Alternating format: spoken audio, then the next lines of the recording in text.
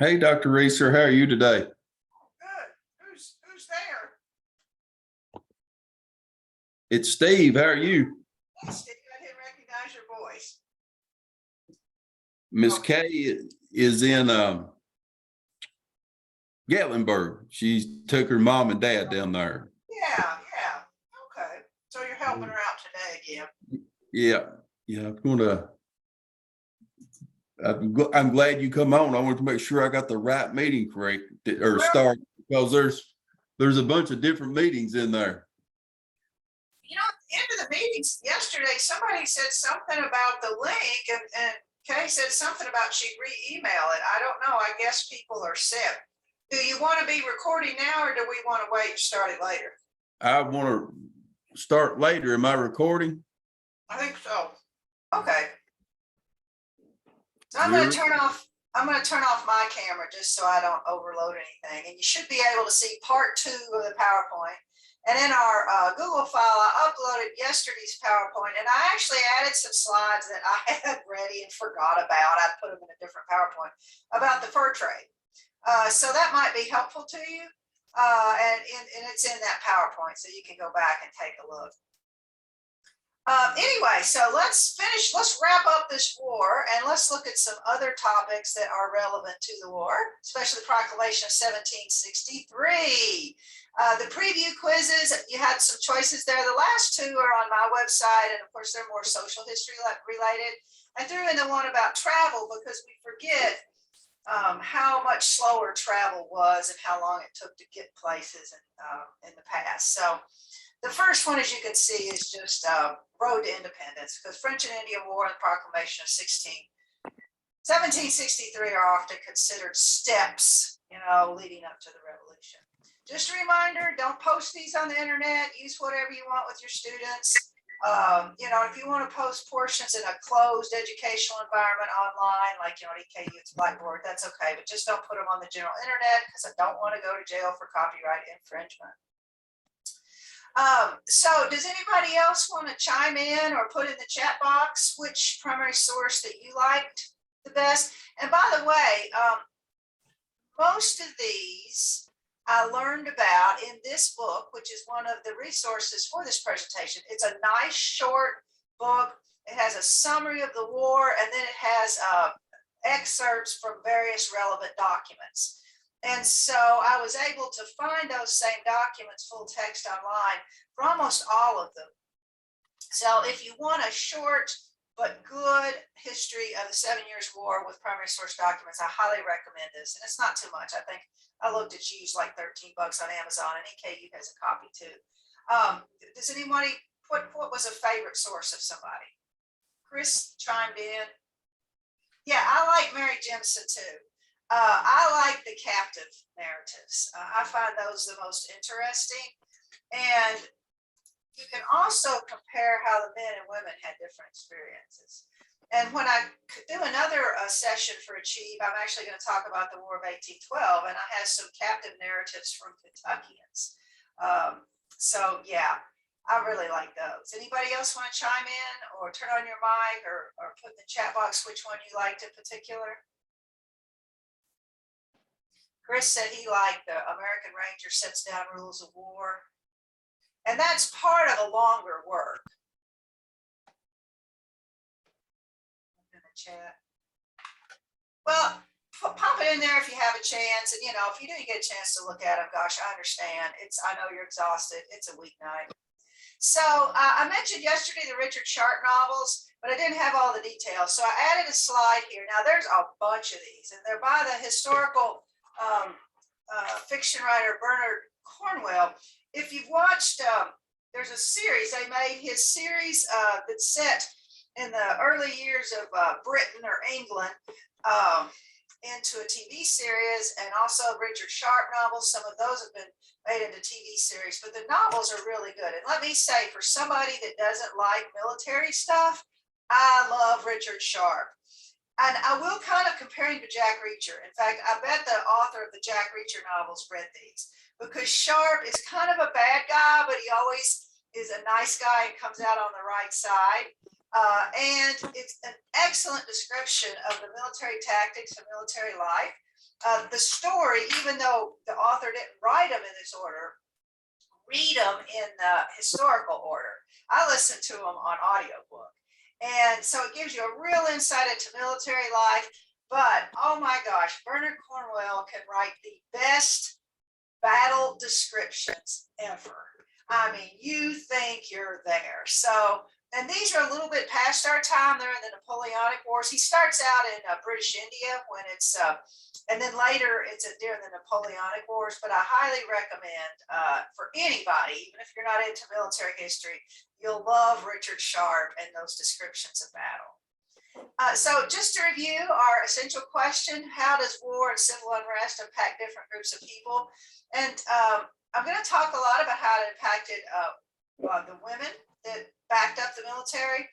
But sadly, I have not talked as much as I would like to about the impact of Native Americans. Partly because, Native Americans weren't keeping written primary source documents in the way that Europeans did. So it's a little hard to gauge that. And I'm just not an expert in Native American history.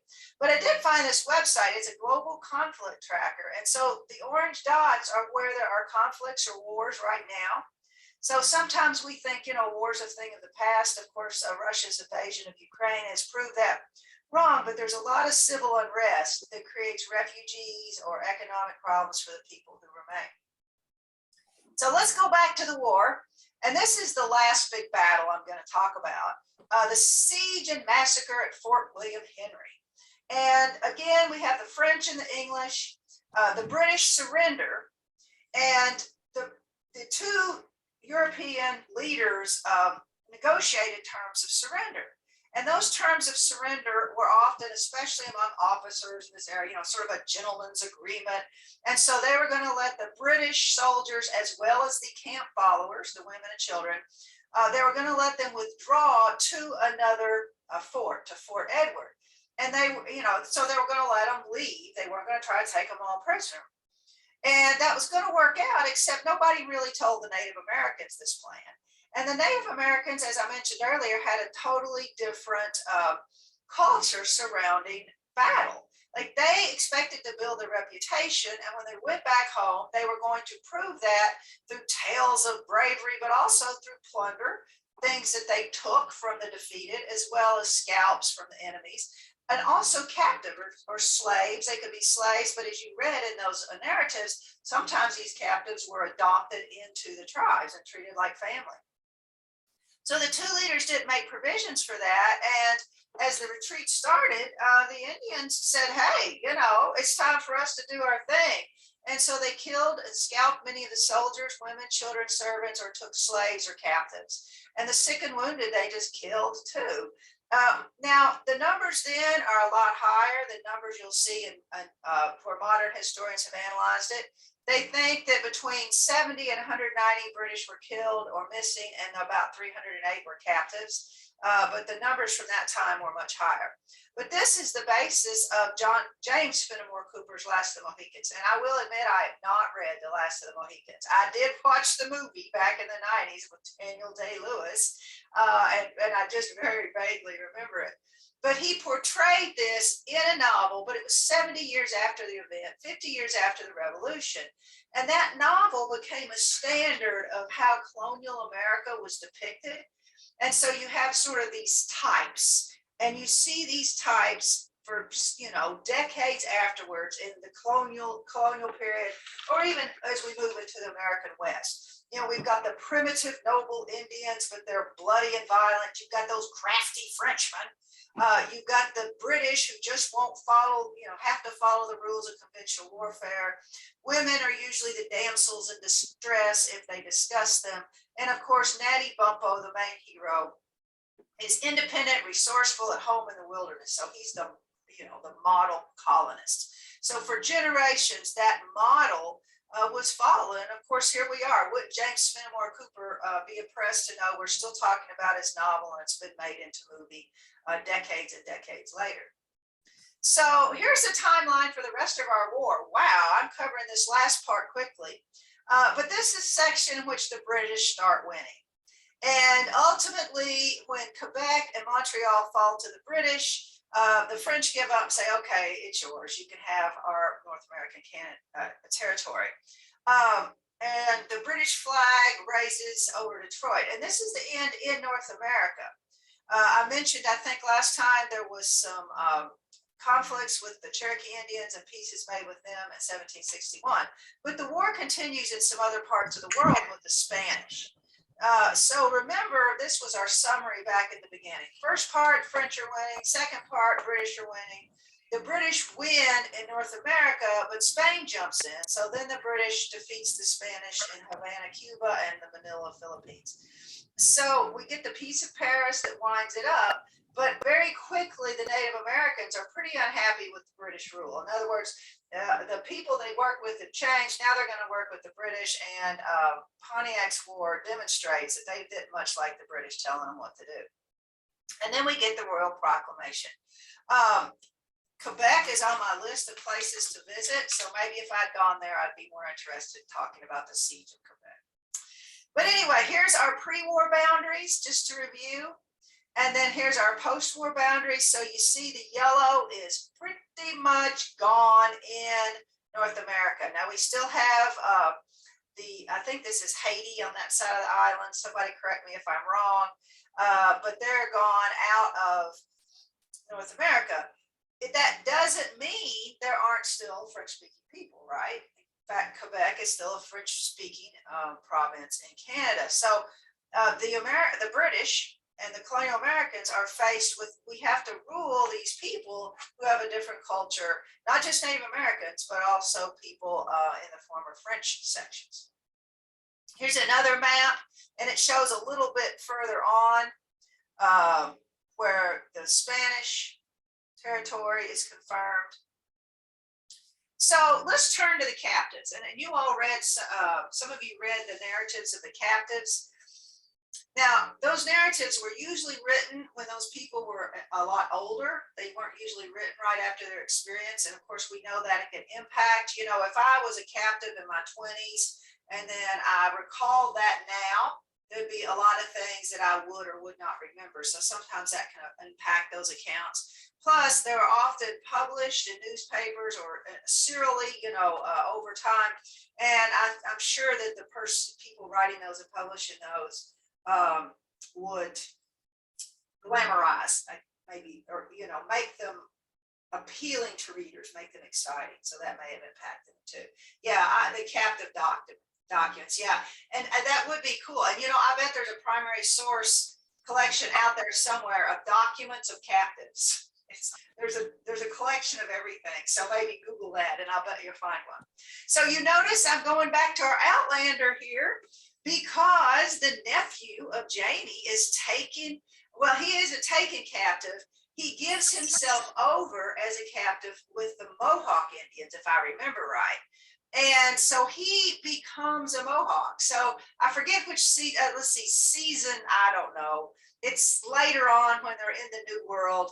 And it's around 1768, that should be C period circa. It's around 1768 in the series, which would be about 5 years after the 7 Years' War is over. And of course, if you watch the series, something tragic happens and he decides to return and live with his Scottish family, but he continues to act like a Mohawk in many ways. So I think, again, trying to just connect it to popular culture. But you know, some of them escaped, some of them were exchanged, and then some of them were their families paid ransom for them. But the French and the British were very different. The French did not make captives return if they didn't want to. The British did. And so, you know, some were happy about returning, some were not. But imagine if you'd been taken as a captive, say as a child or a teenager, and all you knew and grew up with was your Native American family. Maybe you had married, had children. Imagine now returning to this culture that you don't recognize anymore. And especially because there were, so many racist feelings about the Native Americans. So it'd be very difficult. So think about that. What would it be like? What would you want to do? Of course, it would depend on how you were treated, but it would be really strange. Here's a little bit again, and you read this about Mary Jimson. And there's a picture of her account. I love the way they titled books back then. Very dramatic. For my dissertation, I was going to give it a name like that, but I was discouraged. Here's James Smith, who was the woodcutter who was taken captive and lived for 5 years.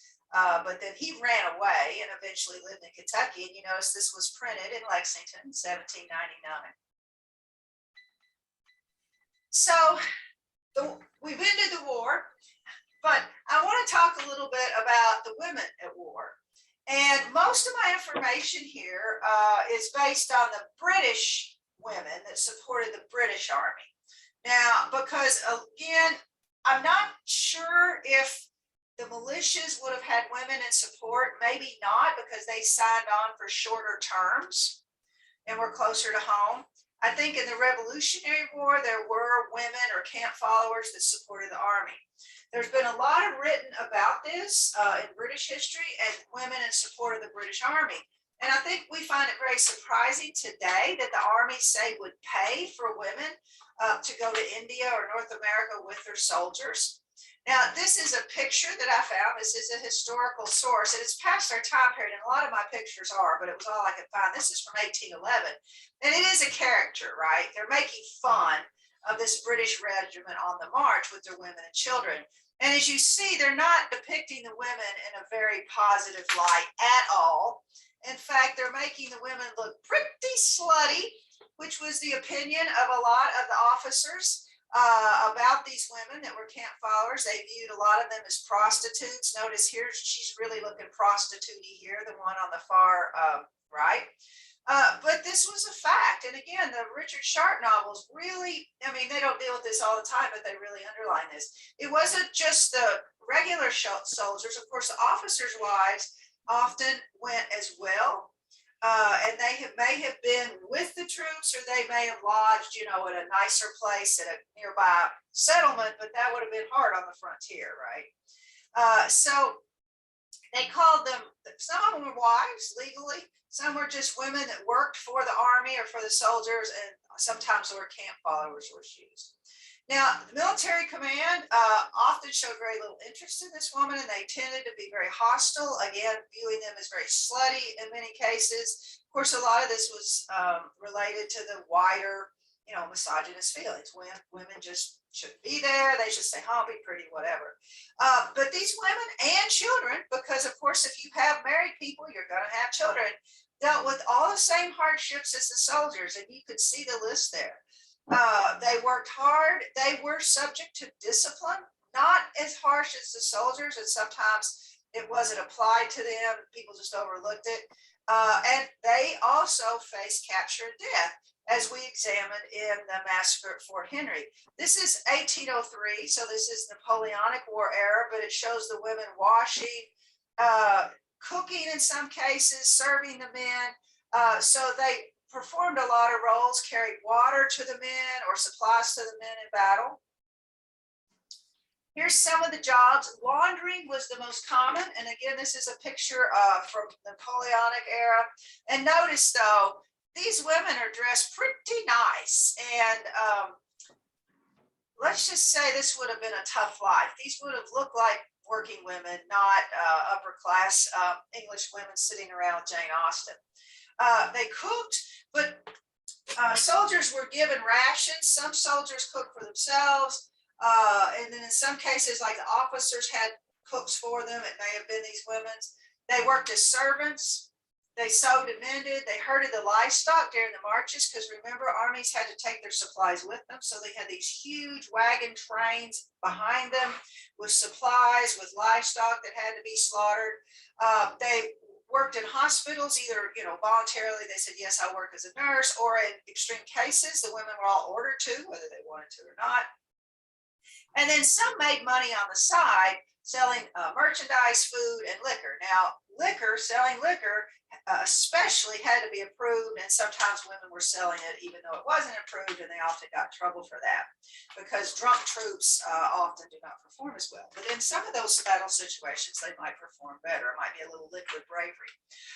But a sutler, that's the word. for someone who sells things to the Army. So some were doing it legally, some illegally. And sometimes they helped with military duties, you know, in extreme situations. They were ordered in the heat of a battle or a siege to do the things that men may have done. They were sometimes commanded to help and supply things, like in this quote from the Quebec, where they were told to sew up sandbags or make waddy for the guns. That's a part of those old rifle systems. So women were doing a lot of those jobs. Now, if you think about today's modern army, of course, women can be the soldiers, but all those support roles in some sense are still there, right? And they're filled by somebody, either a military person, a civilian service, or maybe local civilians, wherever the army or the military is. Some of the leaders were sensible enough to accept the wives and the camp women's roles. But, you know, they said, yep, we got to have them. Some said, we're not going to recruit married men and we need them, so you might as well let them go. Oh, yeah, somebody, yeah, Outlander. See, historical fiction can be great. Sorry, I just looked at the chat. And again, this picture is totally outside of our time period. This is a photo during the Civil War by Matthew Brady. But you see, here's the whole family there. And she's doing the laundry. And often these children would work at various jobs as well. But often the women were resented. The army often believed that they were spreading venereal disease. Often they did little to distinguish between prostitutes and army wives. Here's an order by James Wolfe in 1749 about venereal disease, and that's his own spelling from his army journals. And here's another quote from a Fort Duquesne expedition. Any woman suspected of being infected with the venereal distemper are to be sent to the hospital, be examined, and those who are found disordered are either to be kept in the hospital till cured or turned out of camp. The women were often looked at as sort of slackers. You know, oh, those women are stealing stuff. They're selling illegal liquor. They're lazy. They're challenging authority. And sure, in some cases, women did that. But, you know, the men did that kind of thing, too. In 1759, some women were whipped for selling unlicensed. Trash needs took out, by the way.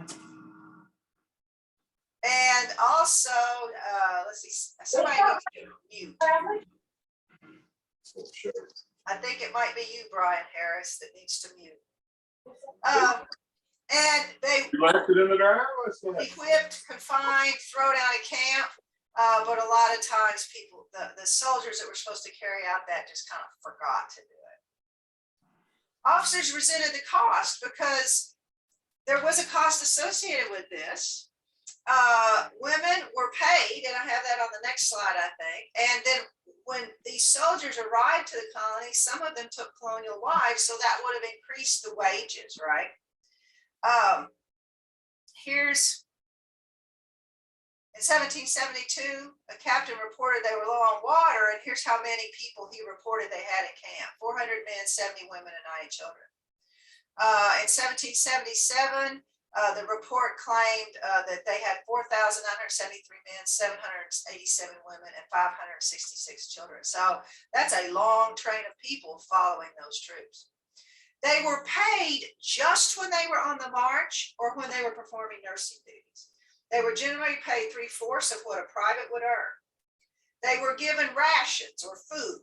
On average, and you know, this varied depending on the supplies, about a pound of meat and a pound of bread. Less was given to the children, but this was only when they were on the march. If they were in the garrison or the fort, they were only paid for specific jobs, and often they were not given provisions. So imagine trying to scrounge around and you know, make ends meet that way. Where did they live? Well, they usually lived in the same kind of conditions as soldiers. If barracks were unavailable, they might be lodged in different places. And sometimes they were with men in the barracks, often they weren't. And then if sometimes they might follow the army out into you know, some sort of battle, but if the garrison was close, maybe they were ordered to remain behind. So it really varied.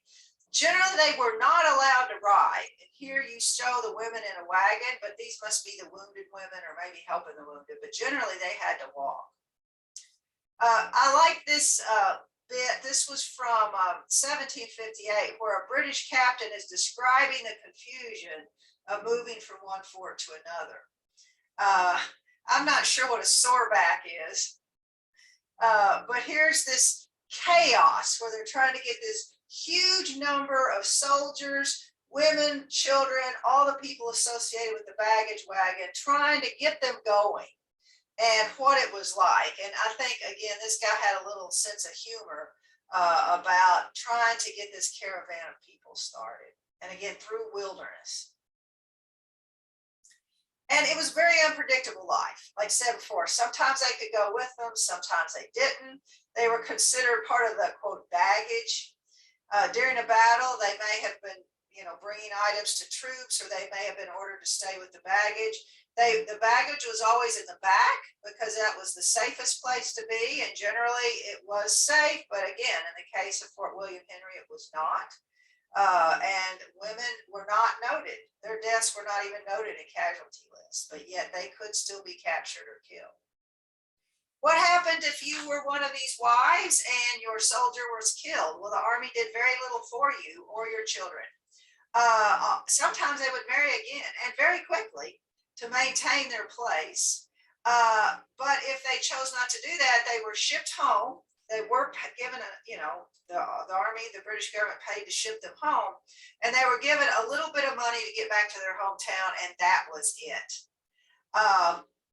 Sometimes the officers' widows and children got pensions, but if you were a non-commissioned officer today, let's see, what is that, like a sergeant below, or if your soldier was just an enlisted man, you didn't get anything. Sometimes relief societies provided help, but there was never enough. And this is actually an etching I found of a German. This was, but the German armies worked the same way, the Prussian armies back in Europe. Charlotte Brown is another primary source that I would like to have included in your list, but I couldn't get her journal full text. You can look at the whole thing, her handwritten version here. But she came to North America with Braddock's army, and she was the matron of their military hospital. She'd recently been widowed, and she was of an upper middle class background, and her brother came with her. And her journal is really powerful. I mean, each day she doesn't say a lot, but you put it together. Both, like for instance, both she and her brother got sick, and her brother actually died. So it's a really good read, but it might be difficult to struggle through this. There is an edited edition, in type, but I wasn't able to access it online. So what are some of the legacies of the French and Indian War? There's King George III, who was a young man at the end of this war. It doubled Britain's national debt and made an enormous tax burden. And in fact, the British at home were paying way higher taxes than those whiny American colonists were paying, and they never could understand why the colonists were complaining about taxes. The British government now had this new responsibility. They had to keep a peacetime army in North America for the first time. So the expenses are going to keep growing.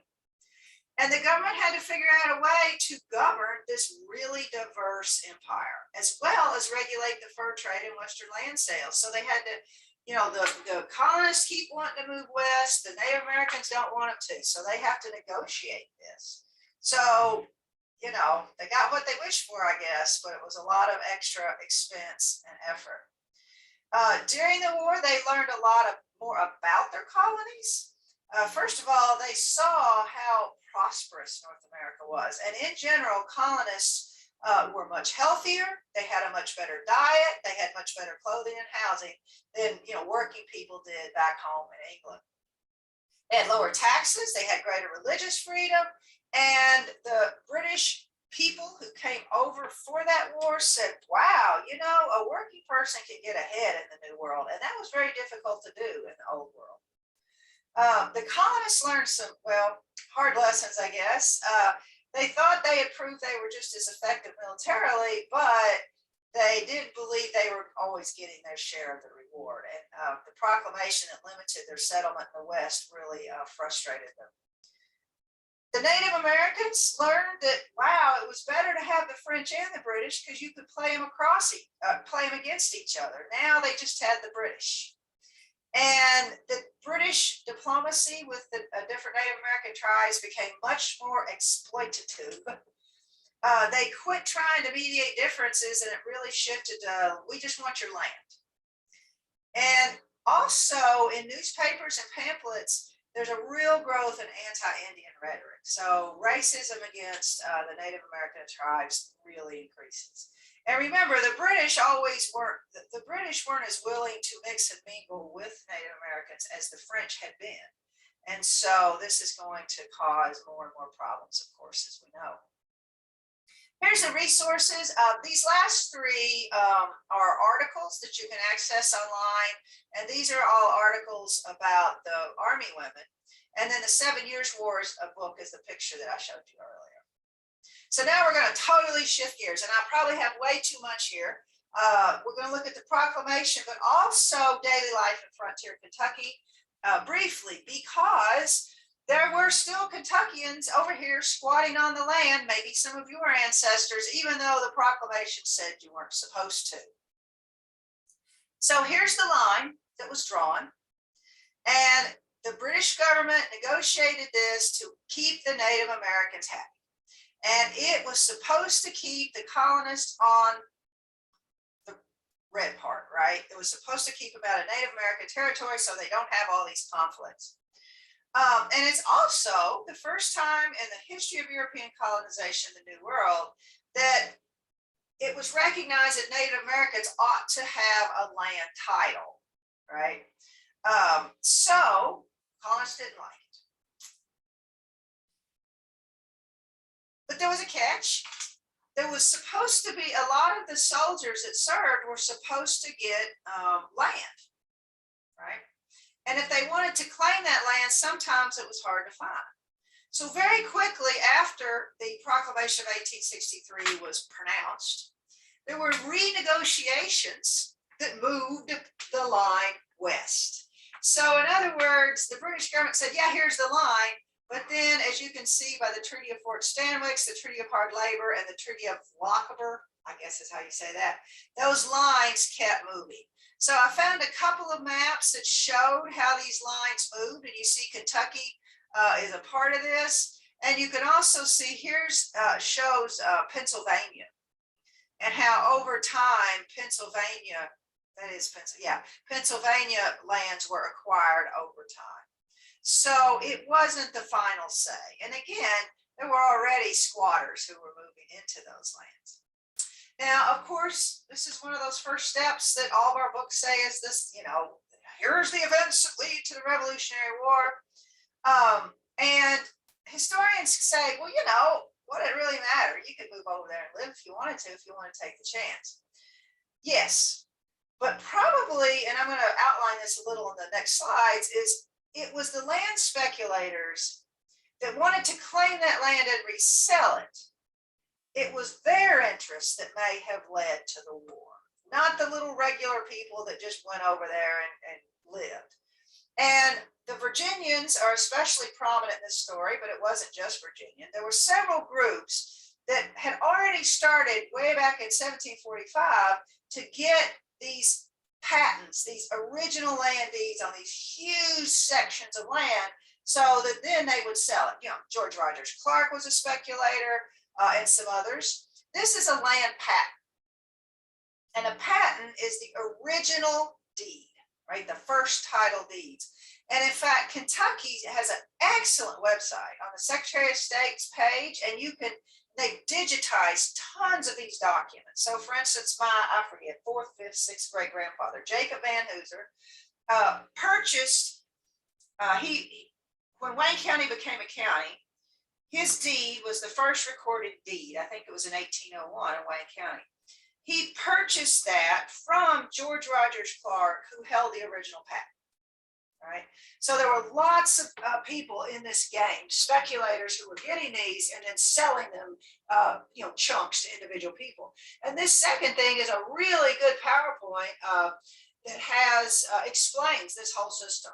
So I really recommend you look into it, and you may find, your ancestors' deeds and patents.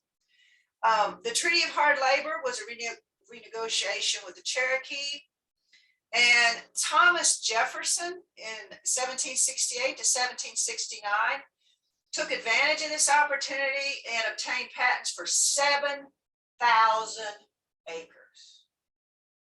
So we wonder how Jefferson paid for that house. And he was a great guy, but he was getting rich in this system. The Treaty of Fort Stanwix, which was up around the confluence of the forks of Ohio that we talked about earlier, is also going to open up more. Patrick Henry was inspired to speculate in the Clinch River area. And I've got a map of that. A lot of people follow that river valley into this part of the country. George Washington was speculating. In fact, he was buying up the bounty rights following the 7 Years' War. So he advised his brother to approach veterans and say, hey, are you going to claim that land? Because if you're not, we'll buy that from you. Of course, they bought it, that right to claim land, at a far lower price than it would be valued. So these guys were making the big bucks in this system. So every member in the Virginia House of Burgesses petitioned the English government in London to let Virginia take all of Kentucky. Every one of them. Of course, you didn't get to the House of Burgesses unless you were a fairly well-off guy. But the English tried to resist because they didn't want more problems with the Indians. So there's this pressure, this frustration of this group of land speculators to get more. I'm trying to think of a modern day comparison. I know, there's a lot of conflict over planning and zoning rules sometimes. Let's say you want to build a subdivision and make the big bucks, but there's a planning and zoning rule that says this has to be farmland. And so there's this pressure on the government, this lobbying to get that changed. Now, like I said, there were already squatters there. They weren't worried about a legal title. And a lot of people were just fleeing, right? If you couldn't pay your debts, well, if no one could find you, they couldn't do anything to you. And Daniel Boone wasn't good at paying his debts. He was gone to Kentucky. But the speculators didn't give up. And it very well may have been an underlying economic cause for declaring independence, because when they declared independence, they also nullified British law and nullified the Proclamation of 1763. Now, I'll say not all patriots speculated, and not all speculators were patriots, and it's okay to do both. But it is an interesting part of the story that we don't always hear. Okay, so I won't go too fast yet. So if you wanted to come to Kentucky before or after the War of 1812, it would have been harder on the Ohio route, but you could have come on the Wilderness Road. This was the shorter route, but it was overland, so it was the harder route. So you were walking or leading some horses. And so a lot of people came this way, and the road split here, and some went to Boonesboro and some went through Crab Orchard. Logan's Fort is near Stanford today, Harrodsburg. So some went that way. Then later, they would have come down the Ohio River, and that was longer, but if you had a lot of goods to transport, it was much cheaper, and that's where you use the river boats. And again, people traveled in groups. Daniel Boone helped to blaze the Wilderness Road. Of course, this is a famous picture of him, painted in early 1800s. Whenever possible, they followed animal trails and buffalo trails. If you've ever been out in the field with cattle, they follow that same route and they make those little paths. Now imagine a herd of hundreds and hundreds of buffalo. It's a pretty wide path. And then sometimes they had to clear sections. There were 5 major river crossings and a lot of small streams. And again, we forget how difficult that would have been pre-bridge. 200 miles with no settlement. The trail officially started at a place called Blockhouse, which was a fort that was on the Holston River in Virginia now. and it took 10 to 20 days to get there into Kentucky. Cumberland Gap, here's a picture of Cumberland Gap where they would come through, and you drive through that thing and it's still uphill and downhill, or you go through that tunnel and you think, oh my God, can you imagine walking up this mountain and down this mountain with stuff? The road split at Hazel Patch near East Bernstadt, and then that's where I showed the split in the road earlier. So one end was Crab Orchard, and the other end was the Bluegrass Meadows, or Boonesboro, up around the Richmond area. The Ohio River route would take about good 2 weeks with favorable conditions. It started upstream from Pittsburgh. They used flat bottom boats. And again, it depended on the Ohio River water levels. Sometimes they took the livestock, but sometimes it was driven overland. And it usually ended in modern day Maysville. And then they went from Maysville to Lexington. It's a 65-mile trip. And today that's called the Maysville Road. And it's a famous historic route. There's a really good history about the Maysville Road. But the road today between Lexington and Maysville largely follows that exact same route.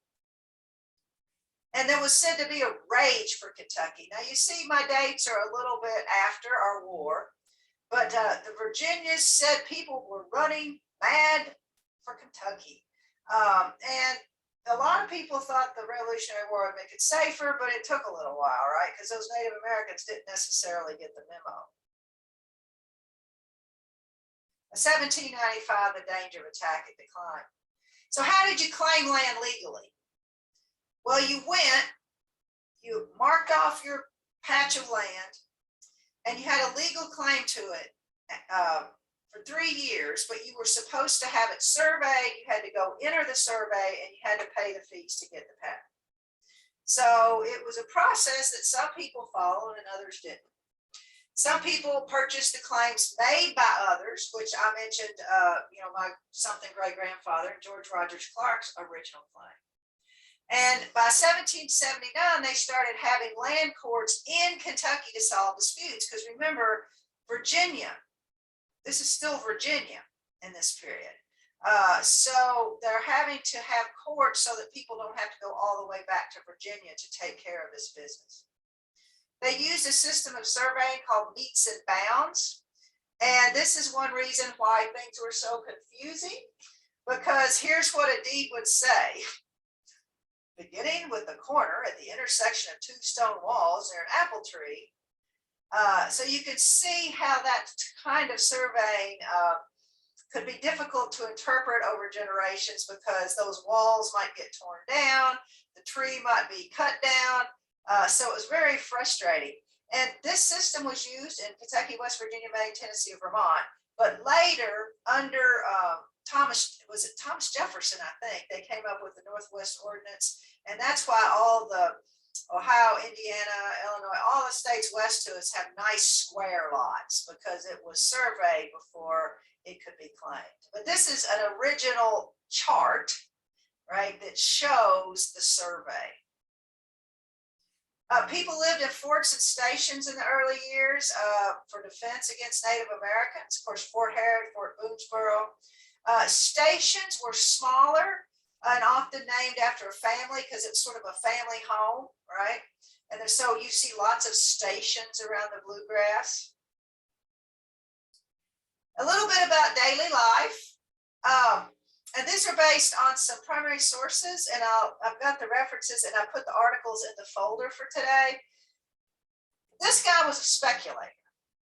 So of course he's going to make it sound really good, right? He's saying, oh, you could succeed. You just need a few tools, a few chickens, a cow, and a pig, and you're going to make it big. It says, you can even do it without a horse and plow. You just need a wife and some children and a hoe. And look, you can just grow corn left and right.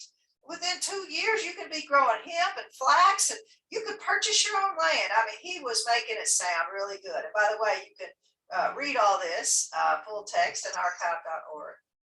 But the reality, by some new settlers, the country in general looks as if it just jumped out of the bushes, all stumps and dead trees, because it was largely forested, and you had to kill the trees and then grub out the stumps to have a real field like we think of today. So for years, they just planted around stumps.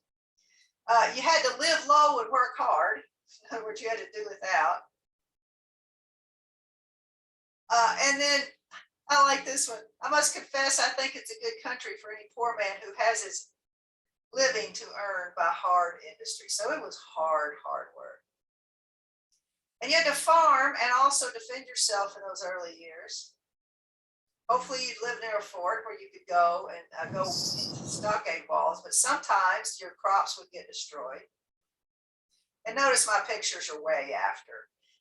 And often, again, they idealized what that frontier life was like.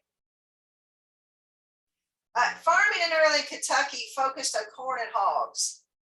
Corn was the most productive grain you could grow. Hogs could take care of themselves. And when labor was scarce, you try to maximize your work because you had to defend, you had to hunt, and often you were, building your house and other things trying to make money. And also there was a limited market. Like if you could grow a lot, how are you going to get it out of the place? The resources, the transportation resources really hadn't been built in those early years. This is from 1892. It's a huge book, but it has pictures of how different types of inventions increased over time, and they go back to ancient times or far back, and they show. So this is a cornhusker sheltered hominy making, and it shows how it's improved. This is distillation in the ancient world, and then it shows how it's improved by 1892. To clear the land, like I said, you left the tree standing and you girded the tree. What they did is they cut out a chunk of the bark and it killed the tree. You got rid of the underbrush with a mattock and a hoe. And then you just planted your stuff around the stumps. You planted a garden and had to often in those early years bring the seeds with you and save them. This shows the progress of the plow. Meat was wild game. And in the beginning, your cattle and hogs were too valuable to slaughter because you wanted the numbers to increase, right? So you couldn't eat them in those early years. This is Daniel Trabue, I think is how you say his name. He has a really good account you can read about those early years. And he says, when he visited the fort, it was hard times. No bread, no salt, no vegetables, no fruit, no ardent spirits, and indeed nothing but meat. Even if you love grilled meat, you would probably be craving some vegetables after a summer or a winter in a fort. Again, clothing, unless you could bring it with you, you were often making your own. Hemp cultivation started in the late 1700s, but it took a while for that to really take off. Sheep were easy to lose, even sheep today. Dogs can wipe out your sheep flock today. So if you could get some sheep, that was great, but you had to really take care of those things because they could not fend for themselves like a hog. Now, how do we know what pioneers owned? Estate inventories, and you need to go to your local courthouse. Go to the court clerk's office and ask to see estate inventories. Here in Lancaster, they're still the original documents. Now in Wayne County, where I'm originally from, they've been transcribed in big books. But oh my gosh, here's one's from 1799. This is the estate inventory of Abner Hyatt. What's an estate inventory? If you had something when you died, they would make an inventory of everything you owned and its value. And then it would be sold. And so sometimes, or, it would go to the heirs if there's a will. So this is the value of the things of an estate inventory from 1815. So it lists what he had, lists the value, and these are little packages really. And then there may be the auction and it tells what those items brought and who bought them. But you can see what he owned. A kettle, an oven, and hooks. That's hooks to hang over the hearth to cook your food. Small pot and a broken oven, so like a Dutch oven to cook on the hearth, 2 hoes and a plow, a collar, a pair of harness, and clevies. That's things to harness up your animals, your oxen or mules, I'm not sure what this one is, a smothering iron. I'm not sure what that is. Coopering tools and a saw to make barrels and buckets, a sugar tub and a meal tub. Sugar tub, I'm assuming, is like sugar maples. A flax wheel to make flax thread. Chairs, a bell, something of pewter. A piggin is like a little wood, like a measuring cup or a small bowl, but it's made like a barrel. A crock, pottery, a table and a chest to keep your stuff in. One bed, a pillow. Oh, here's another bed. A mare and a colt, whatever that is, a cow and a yearling, a sow and 5 shoats. Those are young pigs, and that many acres of land. And notice this one's written in dollars, but some of the earlier ones are written in pounds. Here's sold at public sale. So it tells what it is and who bought it, and his wife bought most of it. Here's his livestock. Notice this one Negro girl was listed in his belongings, and you'll see a lot of them where slaves are listed. And she's the most valuable thing on the list. So go look for those estate inventories. These are so cool. You may find your ancestors and you'll know what they owned. If you didn't own anything, no, they didn't do one, like if you were really poor. And this is a really good primary source account. This is in the folder for today. Oh my gosh, I'm almost out of time. And it's an interview with James Wade, who came into Kentucky at the end of the Revolutionary War, a little bit about him. And again, you can read those accounts in your folder. So this is a book. Both of these are books. And if you teach this period, these are both really worth reading. They're fairly new, and they'll really give you a better idea of what frontier Kentucky was like before, during, and after the Revolutionary War. So that sort of wraps up. Oh, I got through in time. Didn't think I would.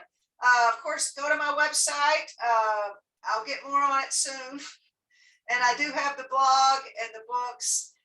So any questions, any ideas about things you would like to talk about? And let's see, let me hit escape here. And I can show you. Here's the folder.